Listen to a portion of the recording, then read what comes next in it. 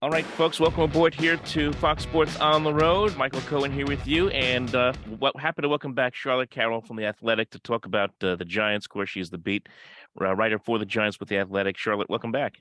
Thanks for having me back on. Fun to be back and another fun week of football and Giants keep going. Funny how the narrative has changed because the last couple of years, in the air in New York, it's been, well, Daniel Jones, is he the answer? Is he not the answer? And he has really changed the narrative, and a lot of people now comparing it to Eli Manning, what he went through early in his career. So is that something that you're hearing a lot about, that kind of comparison now in camp?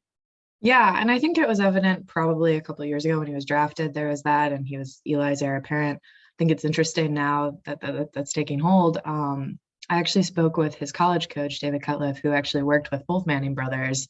So that was really interesting to get his perspective and to see the similarities. And he was very firm on the idea that he shares those traits with Eli and that he has some of the capabilities to be able to do well in New York. He's able to kind of compartmentalize and he's only focused on football in the way that Eli was. While he may not be like as gregarious as a personality as some other quarterbacks in the league or some other position players, he's going to get the job done, and his teammates really respect that. So I guess it's just another divisional week, with just the NFC East. I mean, this is incredible. You got three of the four teams in the Final Four, at least the NFL, in the NFC anyway. Dallas running over Tampa Bay, and of course Philadelphia. I mean, just the thought that you could have a NFC East championship game. I mean, one way or the other, it's actually crazy. It really is. Yeah, no, I feel like I'm constantly in deja vu between not only like the recent Eagles matchup, then we've got the Vikings rematch, now we've got another Eagles rematch, just how quickly or how they all spun together towards the end of the season this year. It's been really interesting and it makes for interesting storylines. Obviously, each game's different. And this one, I think it's really hard to look back at the last two and kind of see similarities because the personnel on the field for the Giants is going to be so different. But in terms of NFC East contenders, I mean, I didn't think coming into this season that maybe we'd have two teams, and yet the division surprised us all, and here we are.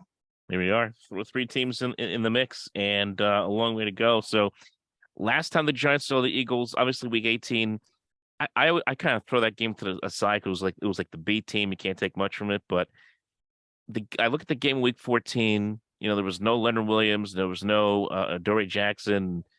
The Eagles just kind of ran roughshod on the Giants with 44 points, and Miles Sanders ran for 144 yards. What can the Giants and obviously Giant fans look forward to on Saturday? Say this is going to feel a little bit different. This is going to be a different kind of ball game this time around. Definitely. I mean, you mentioned it yourself. The personnel is going to be different. They're going to have a guy like Leo who played lights out last weekend against the Vikings. The secondary is going to get a big help from not only Dory Jackson, but Xavier McKinney will be there too. Hmm. So just having those two guys back is huge. I mean, they took even Saquon was kind of a little off. I think he had that neck issue. He played, but he was almost on a pitch count.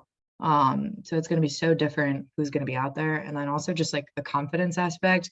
They went into Philly, what was that, 2 weeks ago now, with their backups and kept the Eagles starters on the field through the fourth quarter. And Jalen Hurts was injured or coming off an injury in that game. So I think it'll be interesting to see what he looks like and what the game plan with him, because he was limited from a run perspective, a design run perspective.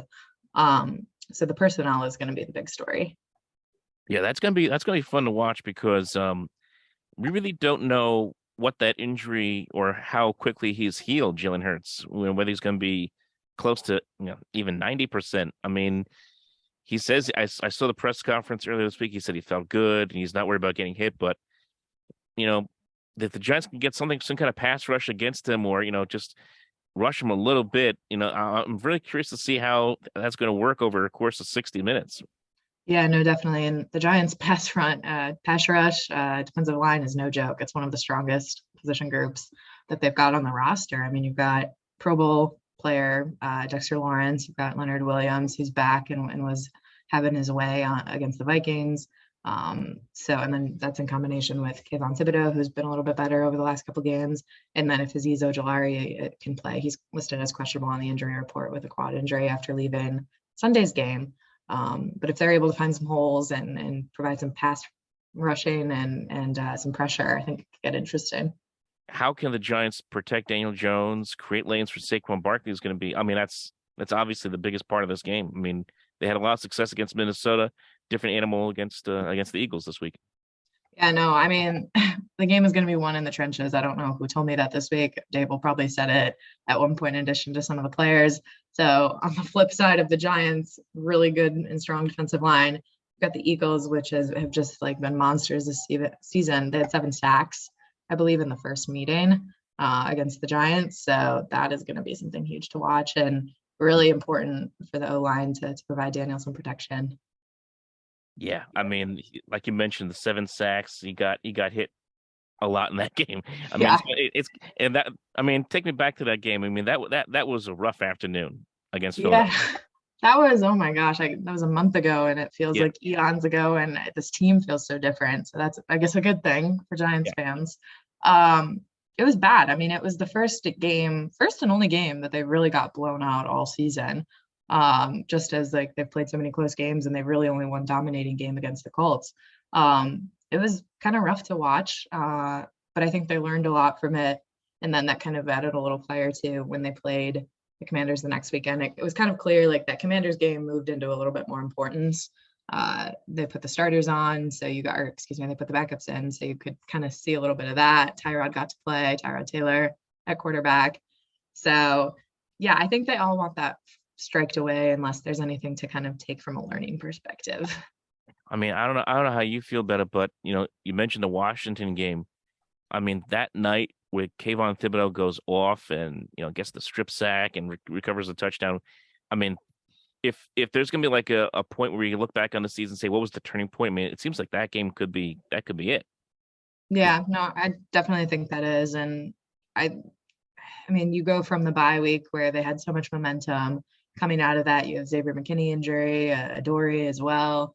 And then it's just like, it was kind of survive as much as you can and just like inch to the playoffs. And now they're going in at a time where they're pretty much all healthy. They had no one on the injury report last weekend against Minnesota, which was just kind of unfathomable based on the season that they've had. And they're confident. I mean, they came off that win against or loss against the Eagles, feeling good. Then you go into Minnesota, beat them at home with a dominating performance from your quarterback. Can't ask for a more confident and loose group.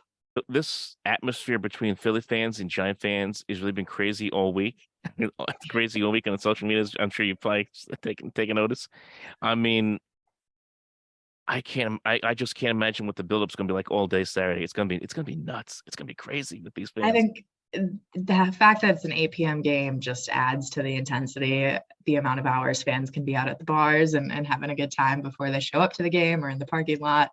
Brian Dable was asked what he was expecting, hostile in one word. You see like the interaction on Twitter. I mentioned earlier that my mentions were blowing up because I posted a video of the Giants dancing at practice. Eagles fans are taking that as an affront to how Mhm. serious they're taking the game.